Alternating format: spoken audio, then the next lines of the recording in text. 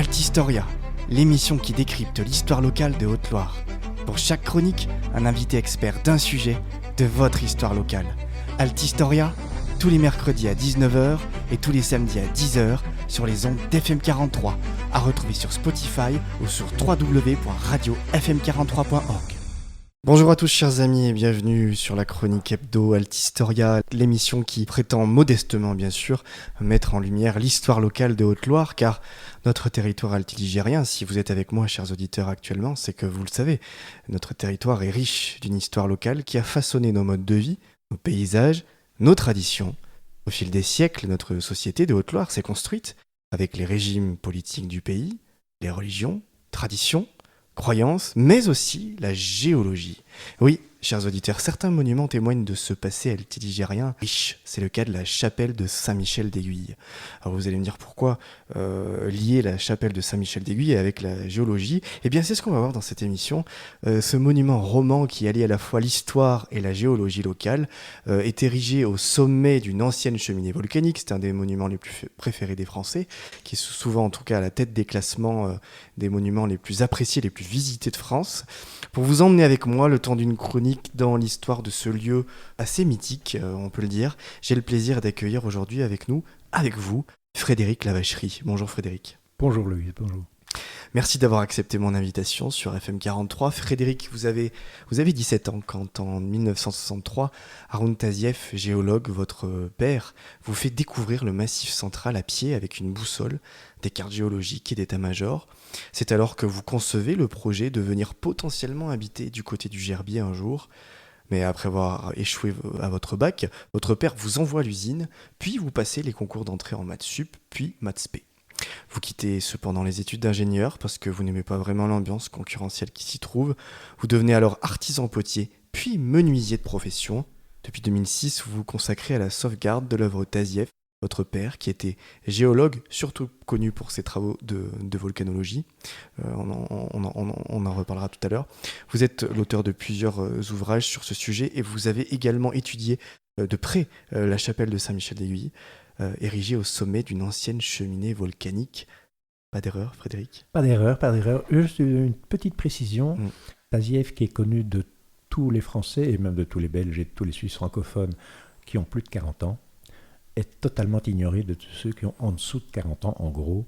Or, c'est lui qui a fait entrer la science dans les cratères en éruption. Et donc, c'est par lui que les sciences de la Terre ont connu une révolution décisive. Alors moi, pour sauver cela, je l'ai étudié en géographie. Voilà. Et en sciences aussi un peu. Voilà. Je l'ai étudié dans le cadre de la volcanologie, en fait, principalement. Oui. Ben, vous avez de la chance parce que ce n'est pas le cas de tous les étudiants. Oui, d'accord. Vous aviez de bons profs. Ouais, c'est ça. C'est ça. Après, c'était en master dédié à l'histoire-géographie, donc c'est peut-être pour ça, parce que c'était poussé. Oui. Après, effectivement, je ne sais pas s'il est dans les programmes, quoique la géologie, on la voit en 4e et en première aussi, je crois. Oui. Un petit peu. En tout cas, bon, ça reste quand même un géologue connu, donc on est très, très heureux en tout cas de vous accueillir pour cette émission avec nous aujourd'hui. Frédéric, pourquoi Saint-Michel d'Aiguille ? Alors, parce que je me suis, comme je vous l'avais dit dans une émission précédente, j'ai été tout à fait interloqué par le fait que j'ai pu observer que les 4 cratères phréatomagmatiques emblématiques du Mézin, les mares de Saint-Front, des Narces de Chaudérolles, de la plaine des Champs à Boré et du lac de Saint-Martial, étaient alignés sur l'alignement de 4 chapelles dédiées à Saint-Andéol et qui traversent toute l'Ardèche depuis Saint-Andéol-de-Fourchade jusqu'à Bourg-Saint-Andéol. Et frappé par cette étonnante coïncidence de 2 alignements qui n'en formaient plus qu'un, j'ai fait en 2012 un petit compte-rendu de cette observation chez des amis, des amis qui ont des chambres d'hôtes. Et j'ai fait un petit exposé sur la question en mettant des affichettes à gauche, à droite dans les villages alentours. J'ai donné mon petit exposé et sont venus à cette occasion des ésotéristes bien connus aux alentours de Saint-Agrève, et qui, ayant été très intéressés par ce que je racontais, m'ont dit nous, ça fait des années qu'on cherche une explication à l'alignement de ces andéoles, on n'est jamais arrivé à trouver une explication ou une hypothèse qui tient un peu la route. C'est très intéressant ce que tu nous racontes, mais est-ce que tu connais la chapelle de Saint-Michel d'Aiguille? Je dis oui, bien sûr. Est-ce que tu as remarqué l'oculus? Je dis quel oculus? Va voir, m'ont-ils dit. Des ésotéristes, hein, pas des scientifiques. Et moi, je ne suis absolument pas ésotériste. Et donc, je suis allé voir. Et là, mais ça m'a secoué. La façade de Saint-Michel d'Aiguille présente une petite fenêtre ronde nommée oculus en termes d'architecture, qui casse la symétrie de l'art roman. Il n'y a pas deux fenêtres de part et d'autre de l'axe de symétrie.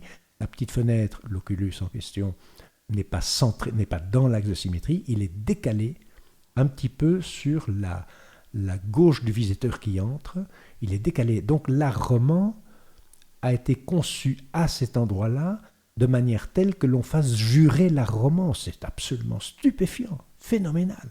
Et quand on rentre dans la chapelle, on peut aller voir à travers cette petite fenêtre et on distingue, alors elle est malheureusement affligé d'un vitrail moderne qui ne ressemble à rien à mon goût, mais il y a une lamelle de ce vitrail qui est translucide, et quand on regarde par là, on voit le mézin, mais c'est vraiment centré sur le mézin, ça pointe le mézin d'une façon absolument évidente.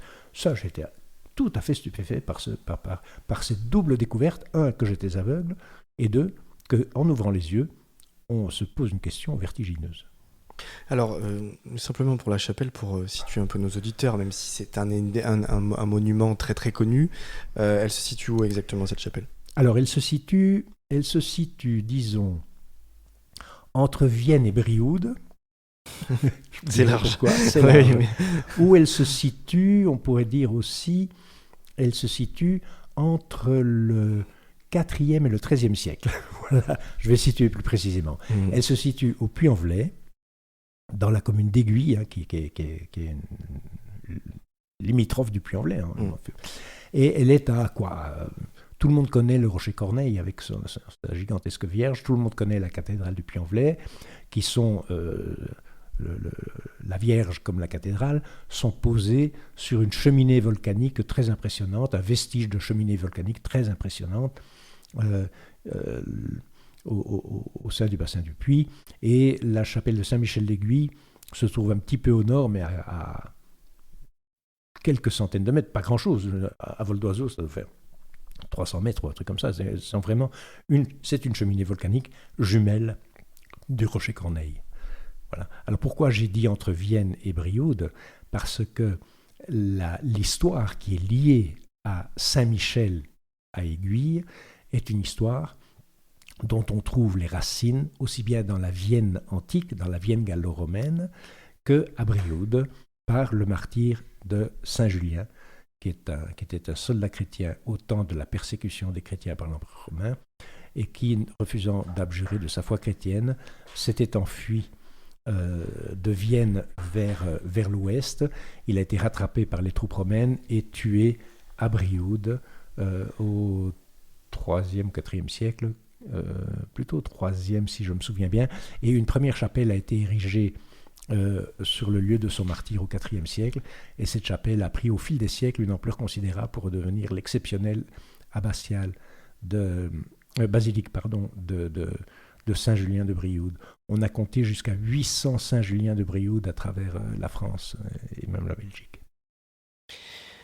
Comment s'est déroulée la construction de cet édifice, Frédéric? Alors, pour nos éditeurs, elle est située dans une cheminée volcanique, mais elle est située globalement, hein, pour un visiteur lambda, tout en haut d'une tour de pierre, hein, globalement. C'est ça, oui. C'est ça, une montagne. Alors, on se demande comment est-ce qu'ils ont réussi à gravir à l'époque cette, je sais pas la hauteur exacte de la cheminée. Je crois que c'est 87 mètres, mais c'est à vérifier. Comment ils ont fait? Parce qu'ils étaient capables de grimper aux arbres comme de grimper sur les rochers, exactement comme nous sommes capables de le faire. Ça a pris du temps? Moi, aujourd'hui, à 77 ans, je ne grimpe moins aux arbres et plus sur les rochers. Ça a dû prendre du temps, peut-être, non? Énormément. Oui, évidemment, il a fallu... Alors, ce que ceux qui ont étudié Saint-Michel d'Aiguille, notamment au sein de l'Église catholique, qui comprend quand même d'éminents scientifiques absolument remarquables, ils ont consacré énormément d'études à cela.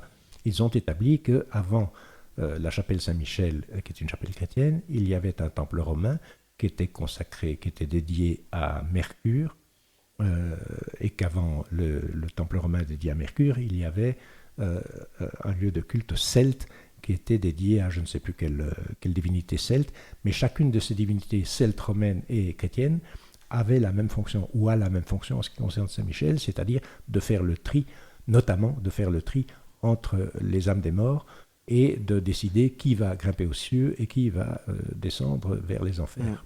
Oui, il y avait cette volonté d'être au plus près du ciel, au plus près de... Alors si c'était la volonté d'être au plus près du ciel, c'est pas là, il aurait fallu mettre le Saint-Michel à Polignac, et non pas à Aiguille. Et pourquoi ils l'ont pas fait?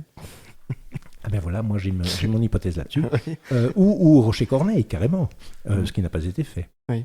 Mais, alors je vais répondre de façon très rapide et très simple.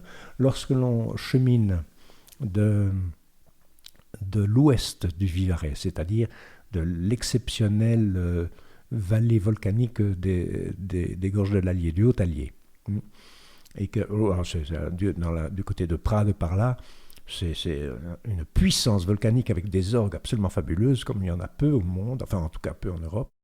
Et lorsque l'on remonte vers l'est et qu'on chemine vers, disons vers le Mézin ou vers le Puy, petit à petit on commence à avoir l'impression d'être entouré de volcans, mais comme si on se trouvait au centre d'un immense cratère avec des volcans tout autour à l'horizon, et que petit à petit on descend un immense cratère peuplé de volcans lui-même.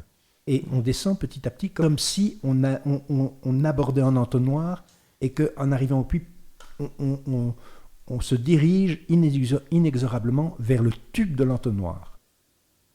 Et le tube de l'entonnoir, c'est pas le Rocher-Corneille, c'est Saint-Michel-d'Aiguille. C'est-à-dire le point le plus bas de toutes ces éminences, entre les éminences d'Espaly-Saint-Marcel, de Polignac ou de la Denise ou de Rocher-Corneille, le point le plus bas de la communication, des voies de communication entre les enfers et les cieux, c'est Saint-Michel-d'Aiguille.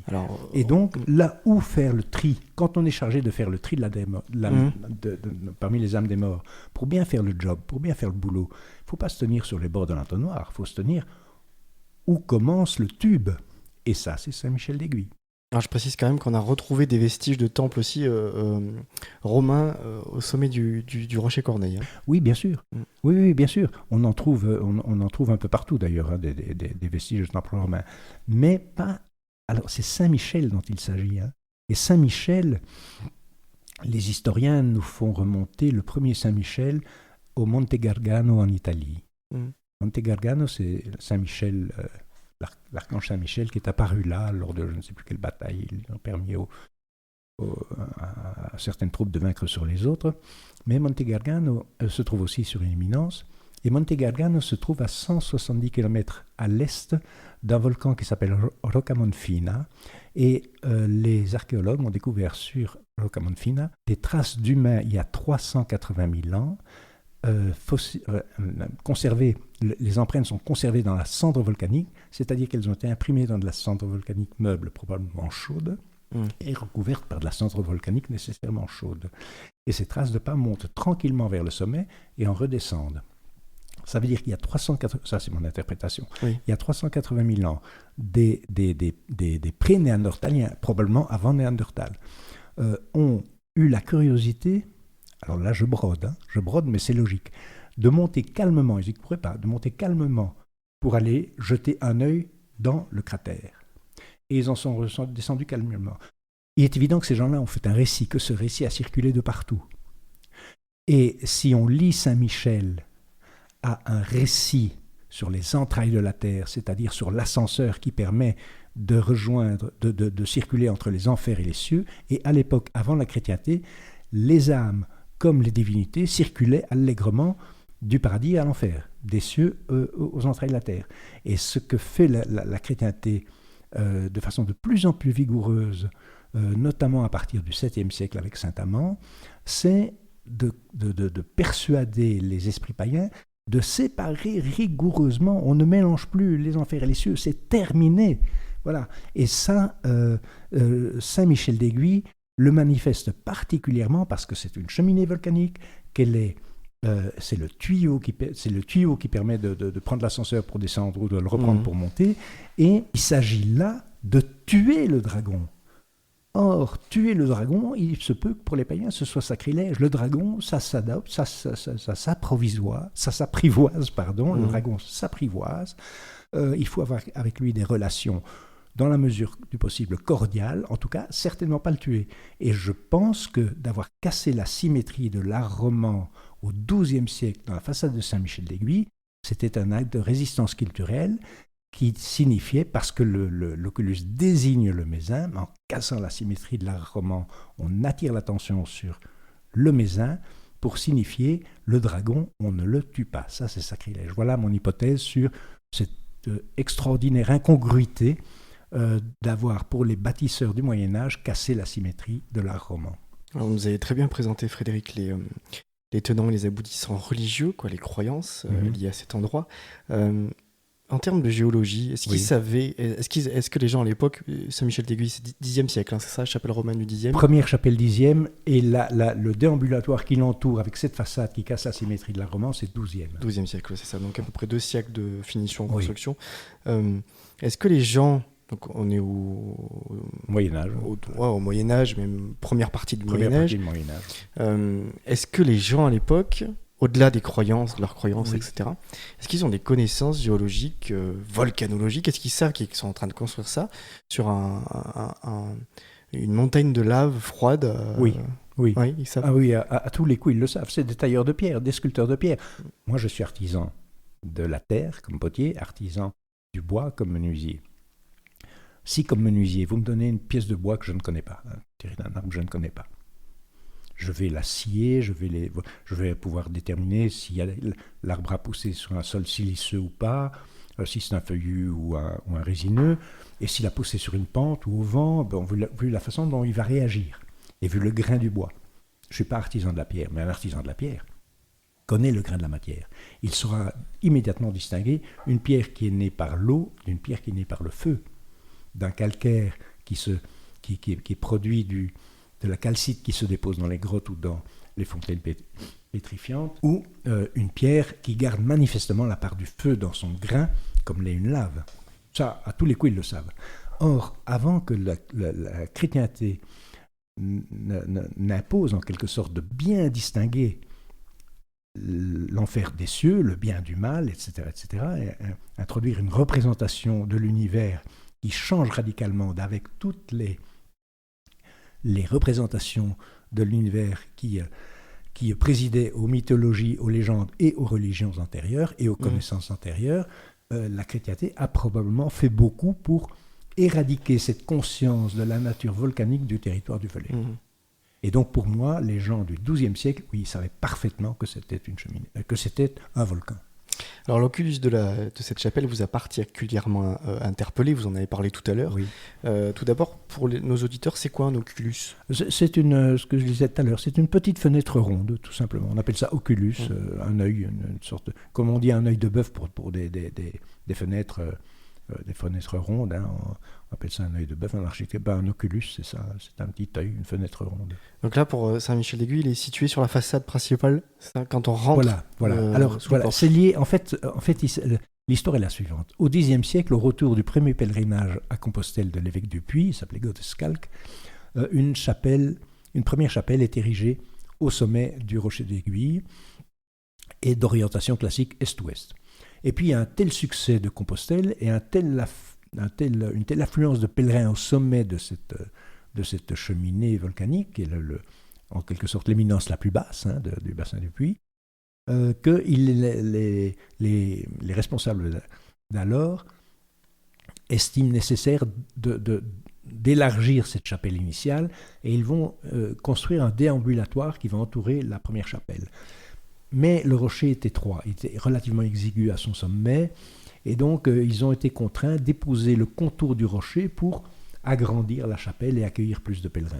Et il se trouve que, ça c'est le hasard, que le rocher, qui a une forme conique mais plus ou moins ovale en quelque sorte, il présente au sommet une sorte d'ovale dont le grand axe est pointer sur le mésin, c'est-à-dire l'orientation du grand axe de cet ovale qui est au sommet du rocher, ça vous pointe directement sur le mésin. Et je pense que les bâtisseurs chrétiens du XIIe siècle ont profité de ce hasard pour dire, eh bien, on va en profiter pour dire qu'on n'est pas d'accord sur le fait qu'il faille tuer le dragon. Non, il faut dompter, apprivoiser le dragon, discuter avec lui, enfin tout ce qu'on veut, mais pas le tuer. Pas le tuer. Et donc, pour le dragon, c'est quand même la bestiole qui sort des entrailles de la terre par le volcan. Et le volcan du sommet, c'est le Mézin. C'est-à-dire que c'est la montagne sacrée, c'est la montagne vers laquelle tout tend et à laquelle il faut rendre un hommage permanent en toute humilité humaine. Et donc on en profite pour désigner cette résistance face à l'injonction de devoir séparer l'enfer et les cieux de façon radicale. On va le faire en cassant la symétrie de la Roma. Mais j'ajoute immédiatement que ça s'est fait avec l'accord de l'évêque de Puy, parce que les bâtisseurs n'ont pas fait ça la nuit pendant que l'évêque dormait. Et s'il y a l'aval de l'évêque du Puy, il y a forcément l'aval du pape. Ça veut dire qu'il faut faire l'hypothèse que dans les conflits très très très importants entre seigneurs, entre religions païennes, chrétiennes, au sein même de la religion chrétienne, il y avait des bagarres énormes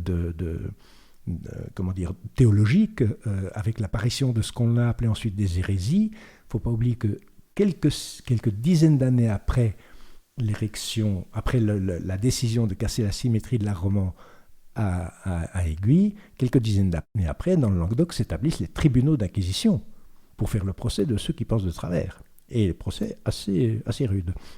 Donc je pense que l'évêque et le pape ont dû faire des compromis et accepter qu'on pose ce symbole païen sur la façade de Saint-Michel-d'Aiguille. Pourquoi est-ce qu'il est primordial cet oculus pour comprendre ce lieu, pour l'étudier ? Pourquoi est-ce que c'est pour vous l'élément fondamental ? Parce qu'il atteste de la complexion, ou de la complexité plutôt, des influences dans la culture de l'époque, des influences qui nous viennent ou qui nous venaient d'Espagne, d'Égypte, du Moyen-Orient, de Rome, qui venaient de différents types de lieux, de différents types de civilisations qui se croisaient, et donc de différents types d'adaptation du récit primordial humain, notamment sur la question du mariage par le feu de la terre et des cieux, d'adaptation aux différents lieux.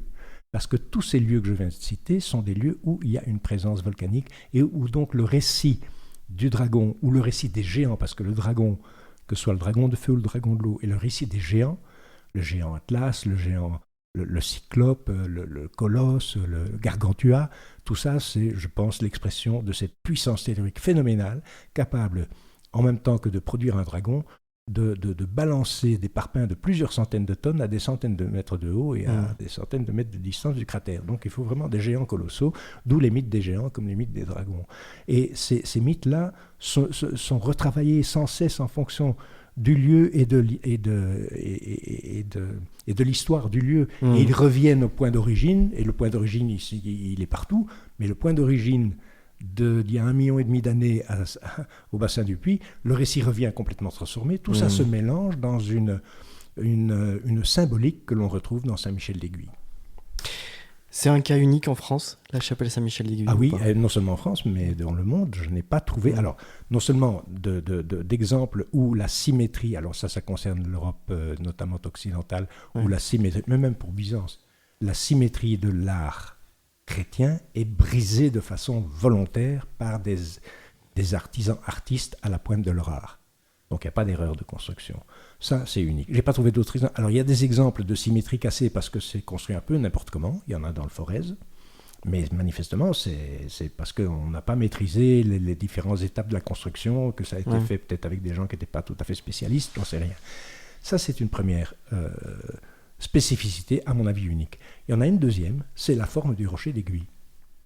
Parce que les géologues ont établi que le rocher d'Aiguille, au départ, c'est un mare, un cratère phréato-magmatique qui marie l'eau et le feu de façon explosive, et la pierre qui en sort, le magma qui en sort, il est altéré par l'eau, et en même temps, cette dynamique a arraché à la croûte terrestre des morceaux de granit ou des morceaux de calcaire ou de... bon, peu importe, ça dépend de la croûte terrestre qui est à cet endroit-là, et des morceaux qui n'ont rien à voir avec le vent sont arrachés, tout ça se mélange, et ça forme la brèche du puits, comme on l'appelle, c'est-à-dire toute l'architecture du puits, toutes les constructions sont faites de cette brèche qui mélange, qui d'abord c'est une pierre qui conserve la part de l'eau et la part du feu dans son grain, et c'est une pierre qui présente des éléments non magmatiques, qui n'ont pas de la lave là-dedans, on appelle la brèche. Et dans le rocher d'Aiguille, on en trouve. Or, la façon dont ces mares sont constituées, je l'ai dit dans l'émission précédente, c'est-à-dire que quand le magma arrive très chaud, il rencontre l'eau prisonnière de la roche, cette eau se vaporise immédiatement, mais elle ne peut pas se détendre parce qu'il n'y a pas de soupape de sécurité, elle pulvérise tout ça retombe, bouche le cratère, et puis ça repart. Quand le système se recharge en énergie, en eau et en magma, ça repart. Et petit à petit, le cratère s'évase. Je parlais tout à l'heure du tuyau de l'entonnoir, mais ce tuyau s'évase de plus en plus, et on a ce que les géologues appellent un diatrème, qui est cette cheminée très évasée, donc un entonnoir évasé vers le haut, vers le ciel, qui est caractéristique de ces mares, de ces cratères phréato-magmatiques. On en a plein en Haute-Loire, il y en a plein à travers tout le Massif central, il y en a beaucoup, mais en Haute-Loire, c'est particulièrement riche.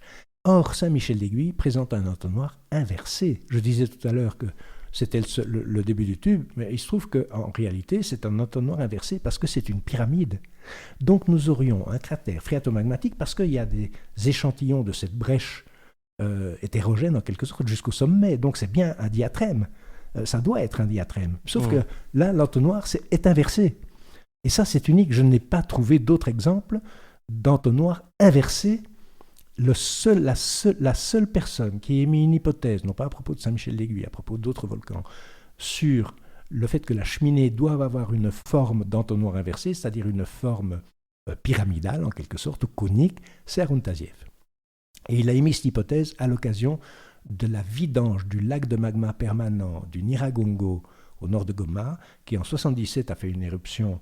Le volcan s'est brisé et le lac de magma permanent qui bouillonnait en permanence, que Taziev avait découvert, c'était la première découverte qu'il ait faite, c'était en 1948, il avait découvert ce lac de magma, il s'est brutalement vidangé en 1977, et il a à ce moment-là émis l'hypothèse que la seule manière d'expliquer qu'un lac de magma puisse persister en permanence dans le fond d'un cratère, c'est que l'alimentation en énergie soit le fait d'un réservoir supérieur en forme de cône, parce que sinon on ne peut pas expliquer la montée d'une énergie suffisante, en termes d'énergie thermique notamment, qui permette la déperdition de chaleur permanente au fond du cratère par un lac de magma bouillonnant permanent.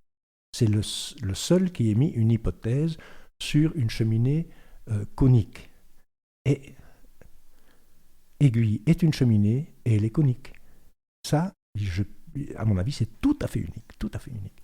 Entonnoir inversé, le monument magnifique, hein, c'est une œuvre d'art qui est inscrite à l'UNESCO, je crois d'ailleurs. Enfin, en tant que oui, ça fait historique. partie au titre des chemins de Compostelle. Oui. Voilà. Merci Frédéric pour cette émission. Merci d'avoir expliqué. Merci à FM 43, merci pour cette émission, Loïs, que je trouve tout à fait remarquable et indispensable pour la vitalité culturelle de notre territoire. C'est ce qu'on essaie en tout cas de faire avec modestie, c'est-à-dire de mettre en avant cette histoire locale qui est très riche, qui est parfois méconnue du grand public, en tout cas parfois très méconnue des manuels scolaires, puisque l'histoire est énormément enseignée au national, ce qui est très bien aussi. Mais voilà, on essaie d'apporter une complémentarité avec toutes ces histoires-là, et je crois que vous avez réussi à nous emmener dans l'histoire de cette chapelle de Saint-Michel-d'Aiguille avec brio, alors bravo à vous. Voilà. Merci. Je précise qu'on peut lire ce que je raconte et le lire de façon différente sur tout le territoire. Est-ce que vous avez un site internet ou une page? Alors, je l'ai eu au titre de notre association Centre Haroun Taziev pour les sciences de la Terre, et puis je l'ai perdu parce que j'ai oublié de payer la cotisation. Et donc, il faut reconstruire un site. Voilà. Ouais, et moi, j'en suis bien incapable. Merci Frédéric Lavacherie pour cette émission. On vous retrouvera aussi dans une autre émission qui sera intitulée Le Mézin et la terre volcanique du Velay, dans laquelle nous parlez pendant une petite heure avec passion et dévouement de l'héritage volcanique de notre département de la Haute-Loire. Merci à vous, chers auditeurs, d'être aussi fidèles pour cette émission. J'espère que vous avez passé un agréable moment en notre compagnie. Je vous donne le rendez-vous la semaine prochaine pour une autre chronique hebdo Altistoria. D'ici là, bien évidemment, prenez soin de vous. Altistoria, l'émission qui décrypte l'histoire locale de Haute-Loire. Pour chaque chronique, un invité expert d'un sujet de votre histoire locale. Altistoria, tous les mercredis à 19h et tous les samedis à 10h sur les ondes d'FM 43, à retrouver sur Spotify ou sur www.radiofm43.org.